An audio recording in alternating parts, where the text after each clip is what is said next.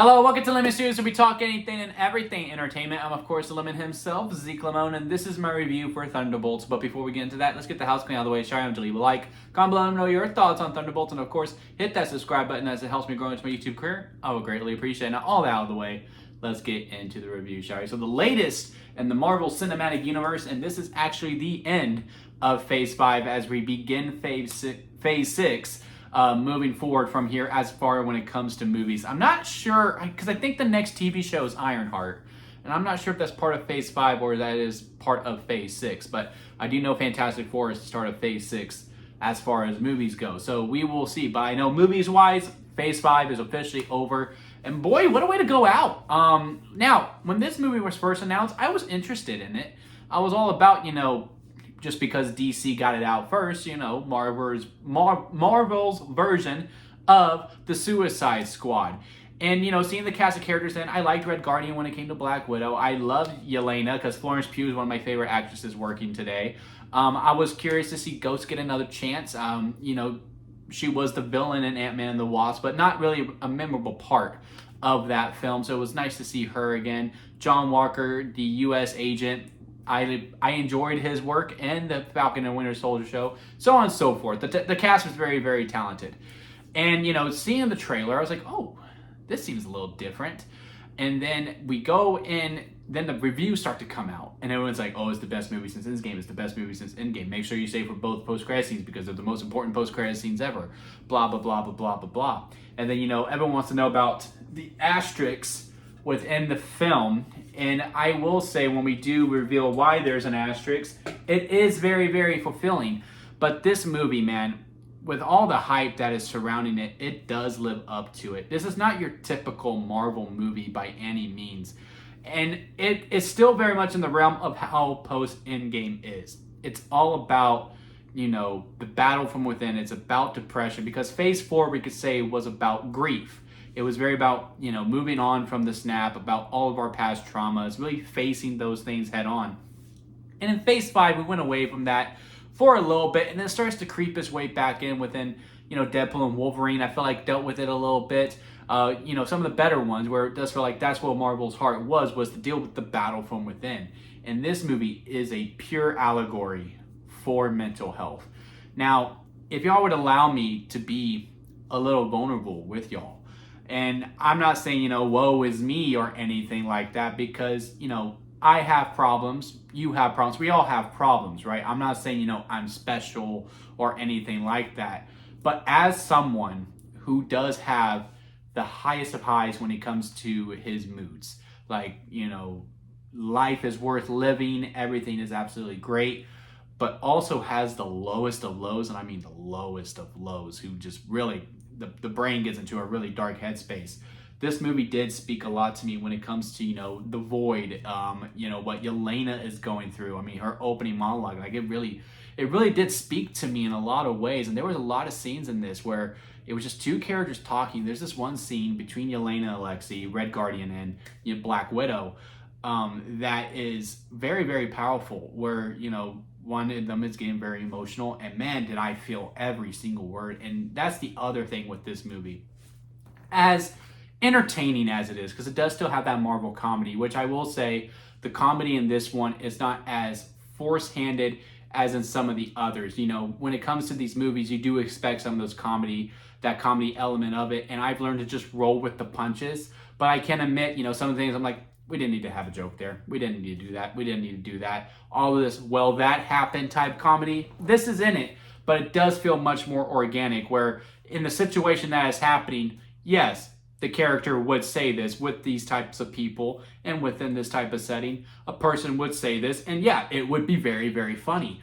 And as entertaining as it is very, very deep, and it has really fighting within those demons and those themes and those messages. There's a lot of metaphors within this film, especially when we get to the third act. And I do think the third act may make or break a lot of people, because the first two acts, it's flying on all cylinders. Action is a lot of fun. Comedy is great. The characters bounce off each other, have very, very amazing chemistry.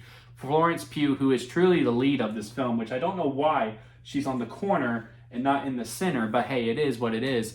But it is Yelena's movie, does a great job carrying the film on her back, as we know her to do. When we get to the third act, as big as the stakes are, and as big as the threat is, it is very, very much within smaller scale because, again, it does deal with that battle from within. And I did really, really appreciate that when it came to Marvel. I don't need every project to be, big skyscraper beam, we need to save the world at this time, or, I'm going to destroy the world, I'm going to do all this, I'm going to do all that. And that's definitely there within this film, but it's not really about that when at some point during, the past Marvel movies, it does only become about that when, their heart was clearly within somewhere else.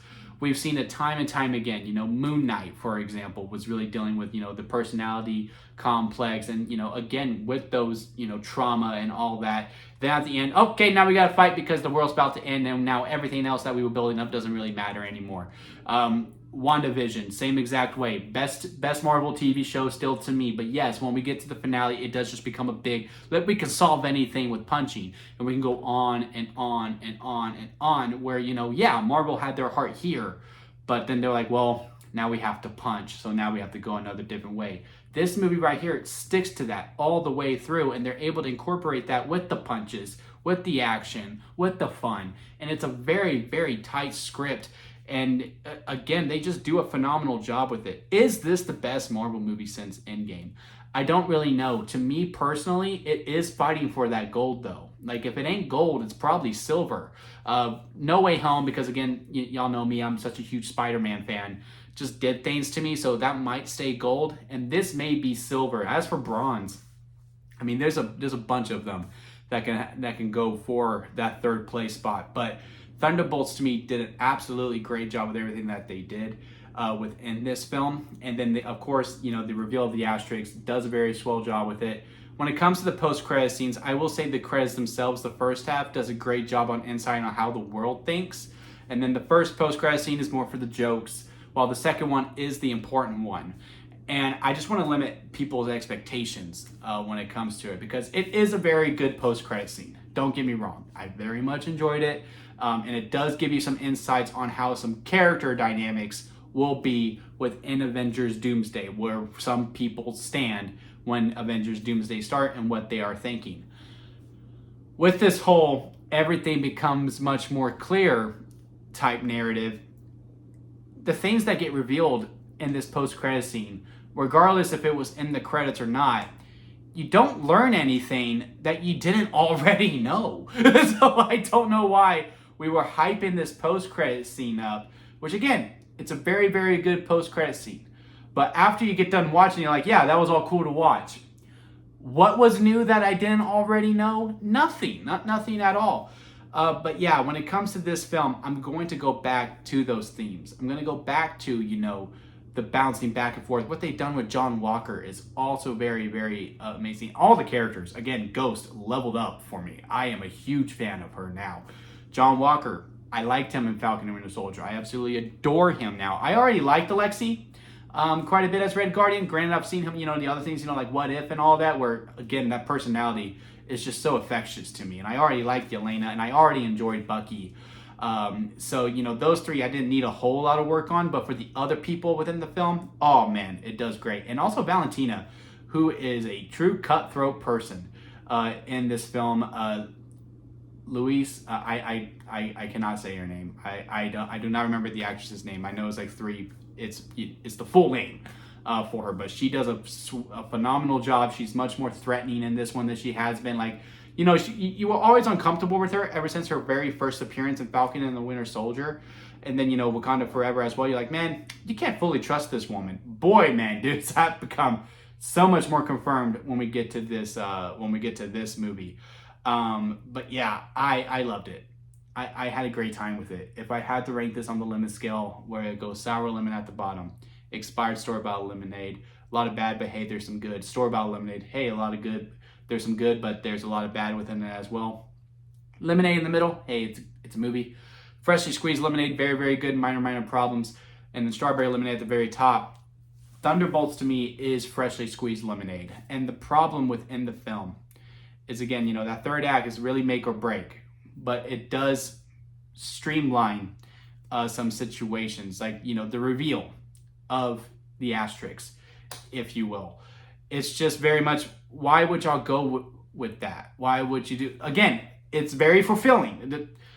Bear with me. It's very fulfilling, the reveal of the asterisks. But with what the characters do after the reveal is very much like, why would you do this? You've been trying to do this and you've been trying to do that, especially when it comes to Bucky. Because Bucky has had a simple objective all the way through the film. And he has it dead to rights when we get to the finale. And then he's just willing to go with something because reasons that I just don't fully understand. So within those aspects alone, that's the only reason why it's not a freshly squeezed lemonade, as to just because of some characters' decision to go along with something, which is, again, very fulfilling, but the reason why they're going along with it doesn't really make full sense when they have their objective right there in their grasp, but they choose to go along with something. But besides that, amazing movie. I had a great time with it. I absolutely loved it. If you like this review, please give it a thumbs up. I would greatly appreciate it, and especially if you made it this far within the video. Comment below, let me know your thoughts on the Thunderbolts. And of course, hit that subscribe button, as I am trying to grow into a YouTube career. I would greatly, greatly appreciate it. And until next time, guys, I'll see you here at Lemon Studios.